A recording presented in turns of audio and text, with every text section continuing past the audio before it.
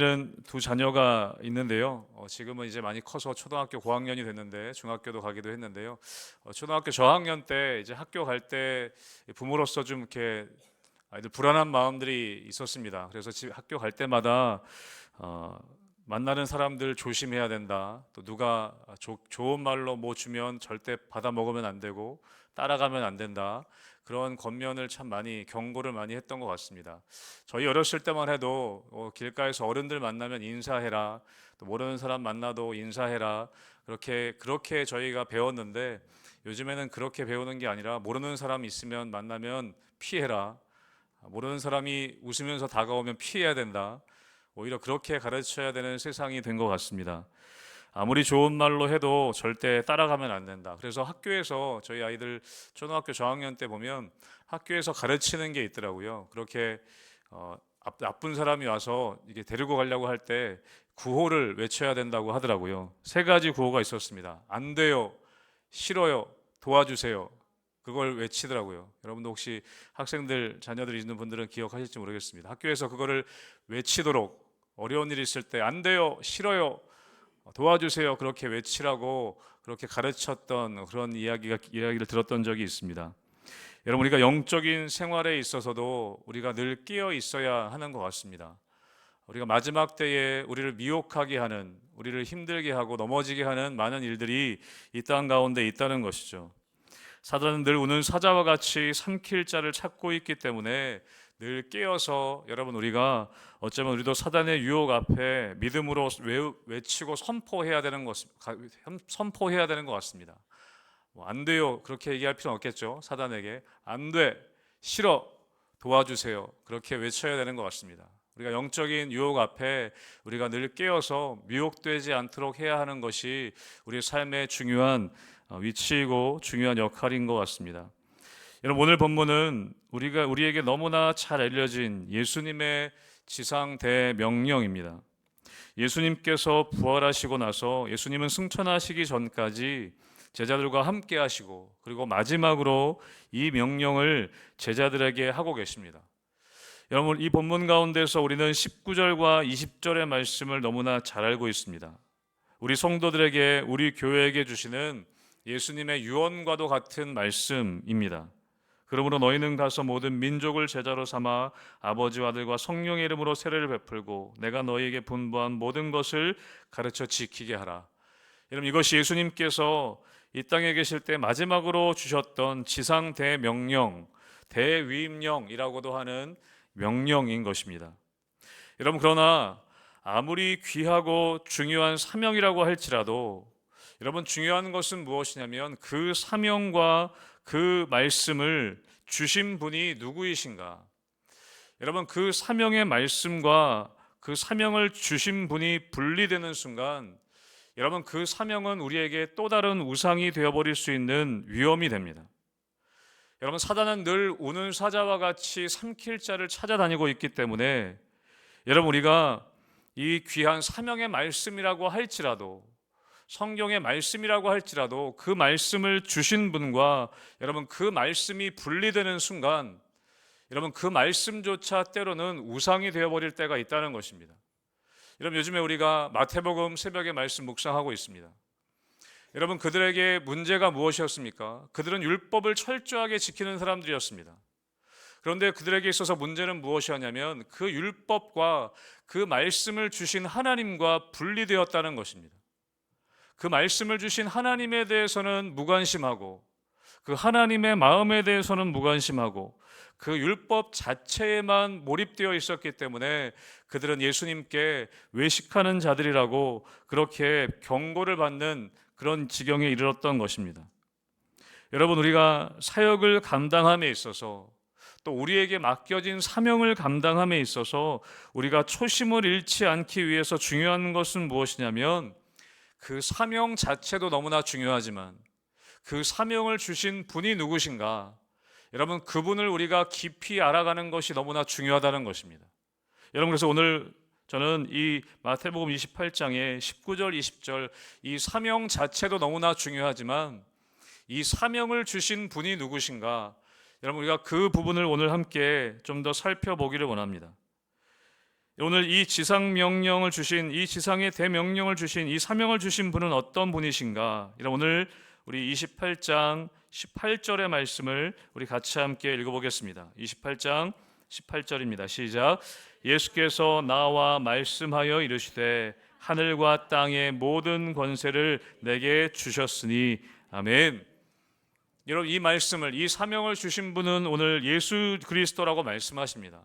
근데 그분이 어떤 분이냐? 오늘 예수님은 자기 자신에 대해서 이렇게 말씀하세요. 하늘과 땅의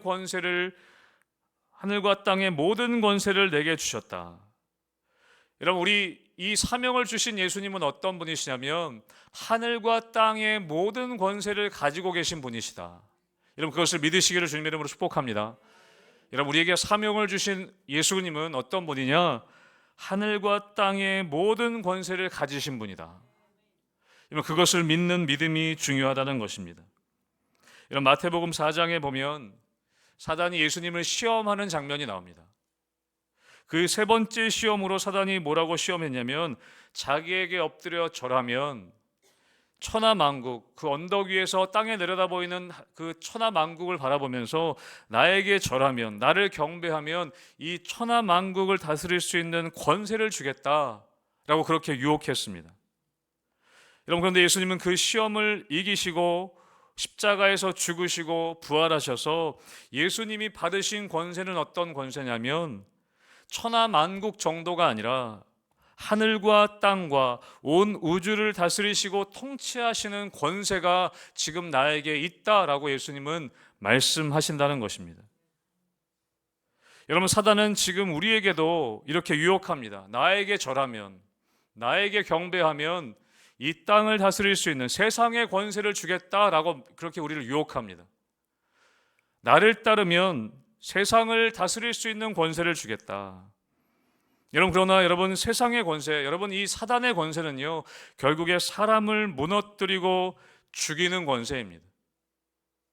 여러분, 그러나 예수님의 권세는 어떤 권세냐? 여러분, 생명을 살리고 생명을 얻게 하고 풍성하게 하는 권세인 줄로 믿으시길 주님의 이름으로 축복합니다. 여러분, 요한복음 10장 10절에 보면 예수님 말씀하셨어요. 도둑이 오는 것은 도둑질하고 죽이고 멸망시키려는 것뿐이요 내가 온 것은 양으로 생명을 얻게 하고 더 풍성히 얻게 하려 합니다. 여러분, 사단이 주는 세상의 권세는 여러분 빼앗는 것이고 멸망시키는 것입니다. 죽이는 권세입니다. 여러분, 그러나 예수 그리스도의 권세는 여러분 살리는 권세인 것입니다. 여러분, 우리가 전도하고 복음 전하는 것은 여러분 살리기 위함입니다. 여러분, 그 생명을 살리고 풍성하게 하기 위함입니다. 여러분, 예수님께서는 자신에게 어떤 권세가 있다고 말씀하시냐? 하늘과 땅의 모든 권세가 내게 있다. 그런데 그 예수님이 받으신 권세는 어떤 권세냐면 자기 자신을 위한 권세가 아니라 지금 제자들에게 자랑하시는 거 아니거든요. 나 이런 권세가 있다.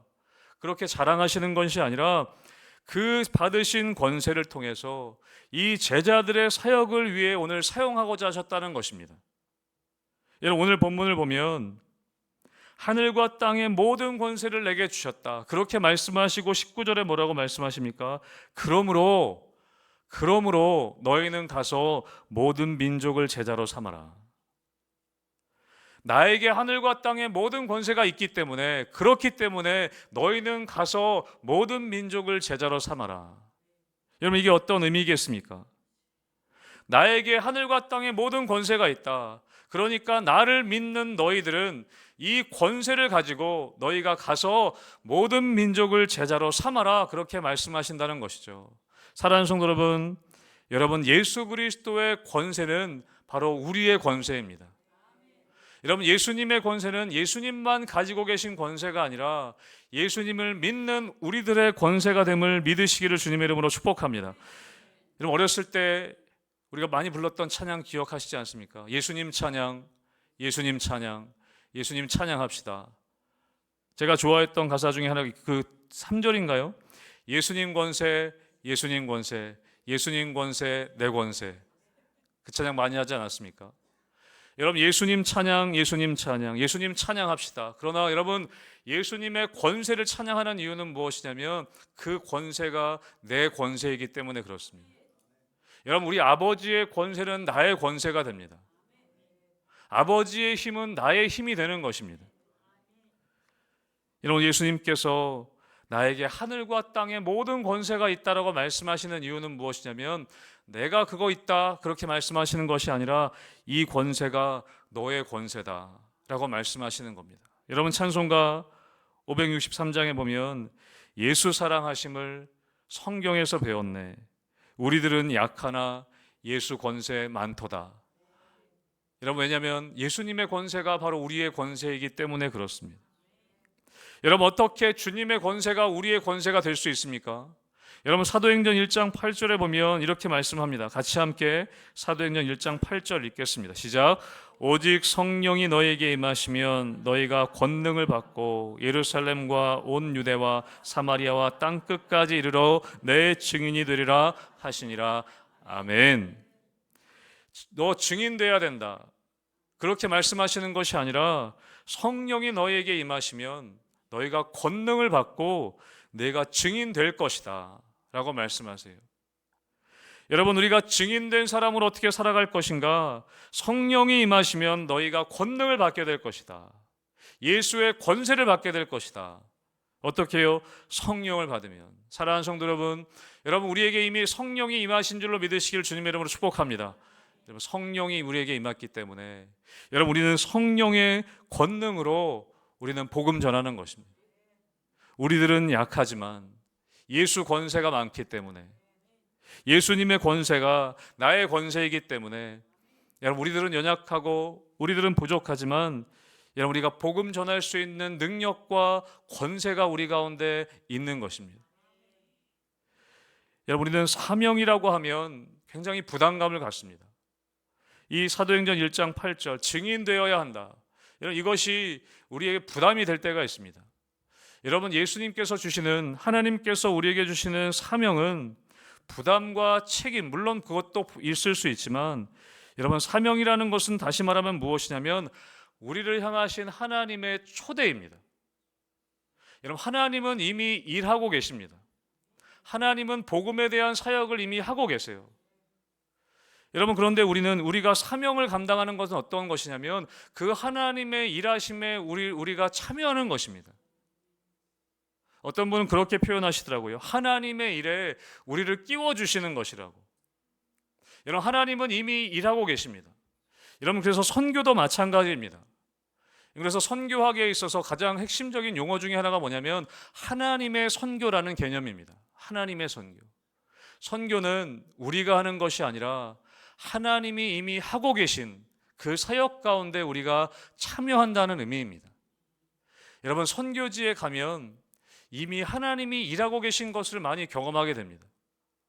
여러분 제가 여러 번 말씀드렸지만 제가 케냐에 아프리카에 단기 선교를 간 적이 있었습니다.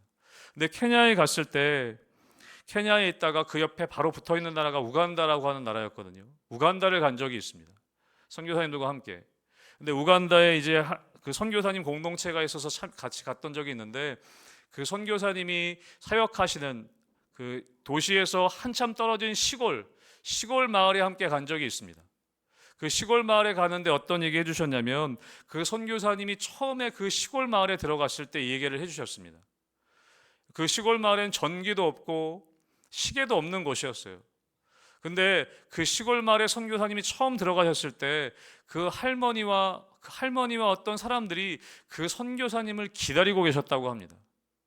선교사님을 만나고 나서 처음 보는 사람인데 처음 만나자마자 어떻게 말씀하셨냐면 왜 이제 왔냐고, 내가 당신을 기다리고 있었다고 그렇게 이야기하셨다고 해요. 놀래서 물어봤더니 환상 중에 꿈에 하나님께서 말씀해 주셨다는 거예요. 내가 너에게 마치 사도행전의 말씀처럼 사도행전에 베드로를 보내셨던 것처럼 그 할머니에게 꿈에 하나님이 나타나셔서 내가 너희에게 사람들 보낼 것인데 기다려라. 내가 너희에게 복음의 말씀을 너희에게 전해줄 것이다. 기다리고 계셨다는 거예요. 그래서 사람들을 모아놓고 늘 그 사람들을 기다리셔서 선교사님 도착했을 때 동네 사람들을 다 모아가지고 복음을 전하시고 그 지역에 교회가 세워졌다고 말씀을 들었습니다. 여러분, 하나님께서는 이미 일하고 계십니다. 여러분, 우리가 오늘 전도대 이제 파송 예배 드렸는데요, 우리 헌신 예배 드렸는데요, 금요일 날 우리가 전도 시작할 때 여러분, 이미 하나님께서는 이 지역 가운데 일하고 계십니다. 우리가 만나야 할 사람이 있는 것입니다. 여러분, 우리는 그 사명을 하나님이 주신 권능으로 나아갈 때, 그 사명에 참여하게 될 때 하나님의 일들이 일어날 수 있게 되는 것이죠. 사랑하는 성도 여러분, 예수님께서는 우리에게 사명을 주시면서 하나님의 권능을 우리에게 주시는 분이신 줄로 믿습니다.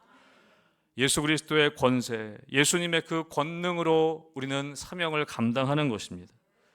여러분, 이 사명을 주시는 주님은 또 어떤 분이신지 여러분 20절의 말씀을 우리 함께 같이 읽겠습니다. 마태복음 28장 20절의 말씀 같이 읽어보겠습니다. 시작. 내가 너희에게 분부한 모든 것을 가르쳐 지키게 하라. 볼지어다 내가 세상 끝날까지 너희와 항상 함께 있으리라 하시니라. 아멘. 여러분, 예수님은 이 대위임령의 결론의 부분에 뭐라고 말씀하시냐면 내가 너희와 함께 있을 것이다. 여러분, 예수님은 우리에게 사명을 주시고 이렇게 말씀하시지 않았다는 거예요. 너희는 성공할 것이다. 너희는 잘 될 것이다. 여러분, 예수님은 그런 약속을 하시는 것이 아니라 우리에게 사명을 주시고 내가 너희와 항상 함께 있을 것이다. 여러분, 우리에게 사명을 주시는 주님은 어떤 분이시냐면 우리와 함께하는 분이시라고 말씀하고 있습니다. 여러분, 함께 하시는데 어떻게 함께 하시냐? 세상 끝날까지 항상 함께 하신다고 말씀하세요.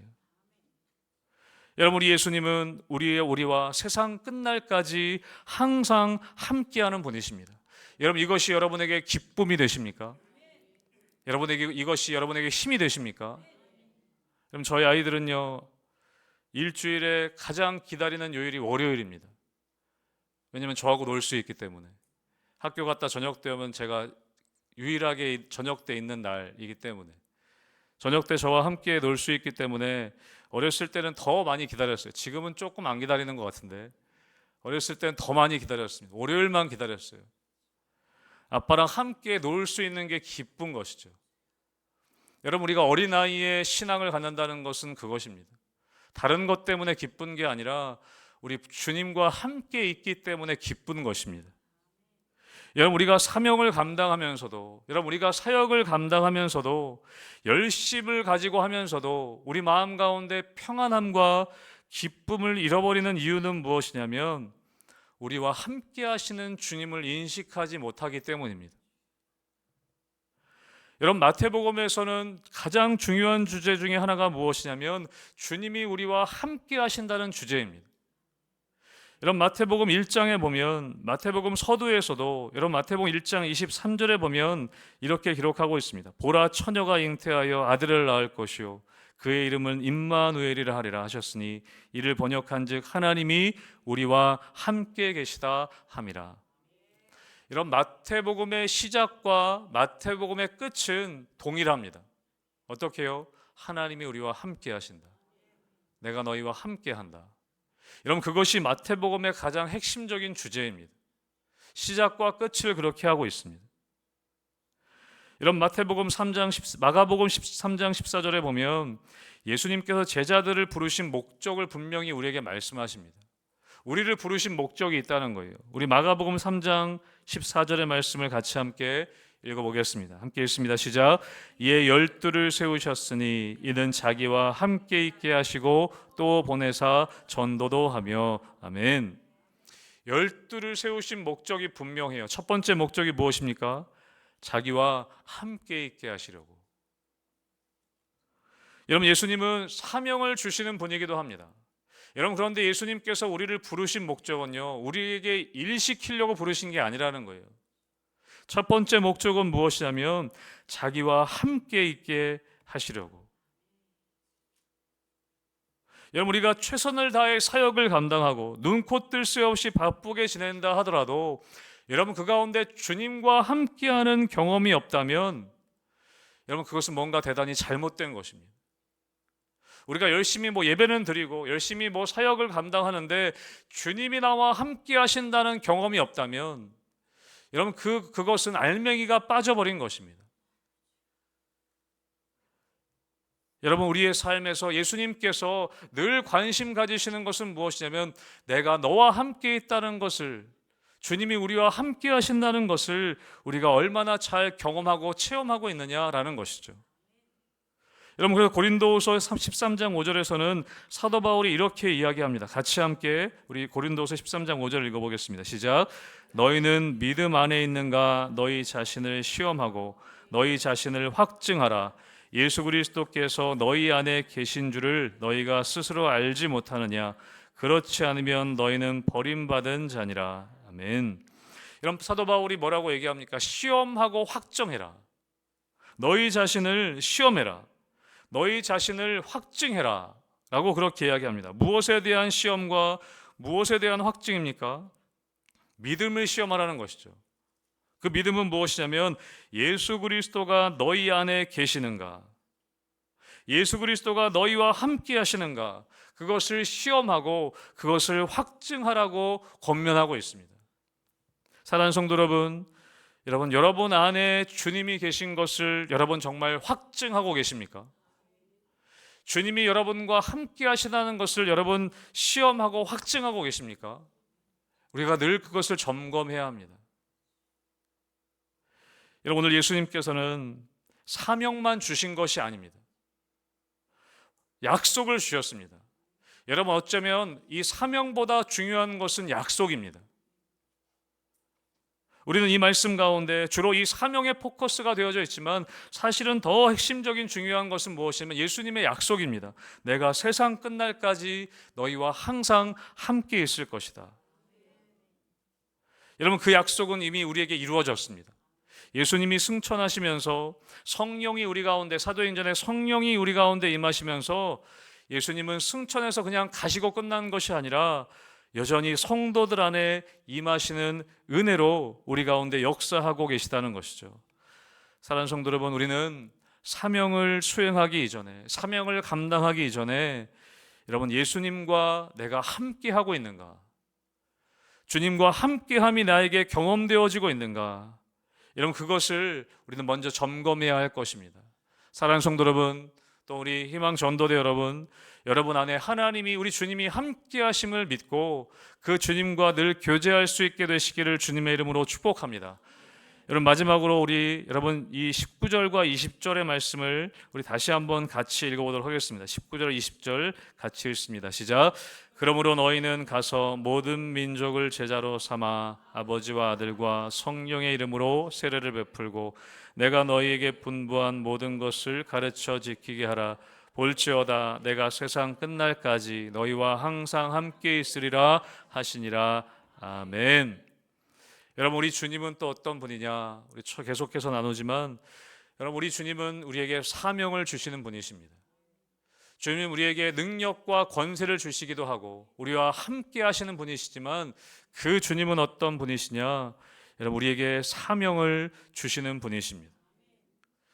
하늘과 땅의 모든 권세를 가지신 주님께서 영원히 우리와 함께 하신다. 여러분, 그것이 너무나 큰 은혜이자 축복이지만 여러분, 주님께서는 그 은혜에만 머물기를 원하시는 것이 아니라 나아가서 사명을 감당하기를 원하십니다.